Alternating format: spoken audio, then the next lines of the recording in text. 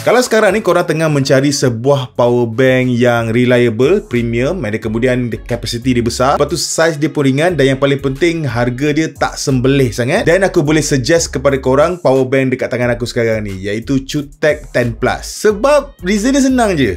Dia macam aku cakap tadi, dia ada semua benda-benda yang penting yang aku nak tu. So dari segi kapasiti bateri dia upgrade lah. Kalau dulu dekat QTech 10 dia punya kapasiti bateri tu 10,000 mAh, sebab tu nama dia QTech 10. Tapi dengan QTech 10 Plus ni dia dah upgrade. Dia punya kapasiti bateri walaupun saiz yang lebih kurang sama, 15,000 mAh. Yang mana 15,000 mAh ni memang cukup untuk kegunaan aku. So dia berada pada kedudukan yang just nice kapasiti bateri dia besar tu, and then dia dapat datang dengan design yang slim yang macam ni. So dekat bahagian atas ni korang akan nampak ada 3 output lah yang kita boleh gunakan, iaitu 2 port Type-C dan kemudian 1 port USB-A. Max output dia untuk single charge tu dia boleh pergi sampai 120 watt. Memang laju lah. Yang mana dengan smartphone yang menyokong kelajuan ni, dia boleh charge daripada 0 hingga 100% dalam masa 18 minit je. So dia support banyak juga protokol pengecasan. Contohnya macam PD, QC, PPS, SCP, dan yang paling best sekali, walaupun dia sokong banyak benda macam ni, kira harga jualan dia tu jauh lebih murah lah kalau nak dibandingkan dengan kompetitor dia yang lain. So kalau korang ni adalah jenis yang sangat menitik beratkan pengecasan yang pantas, QTech 10 Plus ni dia bukan sekadar laju, dia terus membuatkan seolah-olah macam korang pakai adapter pengecasan yang wall plug tu. Nak cerita dia punya laju dia tu. Dan QTech 10 Plus ni dia bukan sekadar untuk korang guna untuk charge smartphone je. Banyak macam-macam benda yang korang boleh charge. Korang nak charge laptop boleh, korang punya drone pun boleh, korang punya tablet pun boleh. Apa-apa saja yang perlukan pengecasan,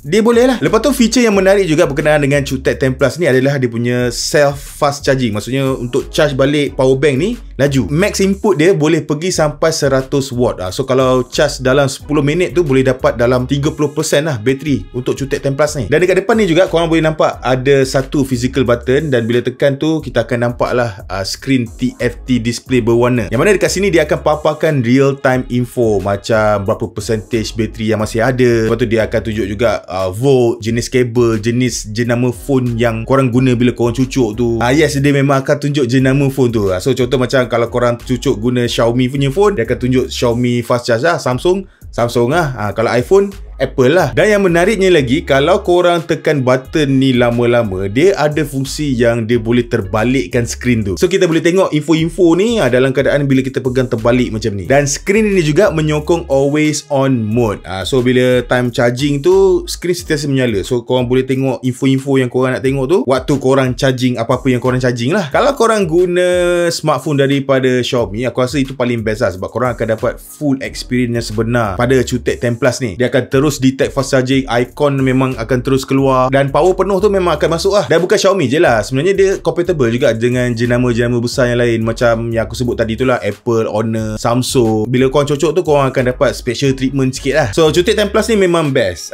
Tapi kalau korang nak power bank yang lagi simple daripada QTech 10 Plus ni, ada juga. Contohnya macam QTech CP12 series, yang mana dia ada dua jenis. Satu adalah CP12 dengan built-in cable, ada kemudian satu lagi CP12 dengan stand, yang mana dia boleh charging. Dua-dua ni memang sangat compatible lah kalau korang gunakan iPhone kan. Sebab contoh macam iPhone ni dia ada magnetic kat belakang ni, yang mana dia akan hold power bank ni dengan sangat kuat lah. So kalau korang guna yang macam ni, akan nampak ada kabel kat bawah. Tapi kalau korang guna yang stand punya tu, dia tak ada kabel. So bila cucuk tu, lekat tu dia akan nampak lagi kemas lah. So dia punya output kira ada dua lah kan. Satu adalah menggunakan port Type-C tu, ataupun korang boleh charge secara wireless saja. Cuma dia tak fancy lah kan. Tak adalah screen tu semua. Kalau nak fancy, nak screen tu, memang QTech 10 Plus lah jawapan dia. Jadi tak kisahlah kalau korang ni jenis orang yang macam mana pun, jenis yang kuat travel ke, student ke, gamers ke, ataupun kuat bekerja ke. Kalau korang sekarang perlukan satu power bank yang memang laju, menyokong banyak protokol, mempunyai size yang compact, dan kemudian mesra alam untuk bawa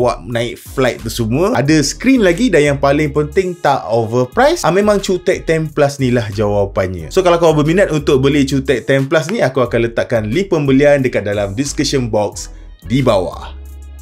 Jadi guys, aku rasa sampai di sini saja video kita untuk hari ini. Macam biasa, kalau korang rasa video ni best, jangan lupa untuk tinggalkan like dan subscribe. Kita berjumpa lagi di video yang seterusnya. Bye bye.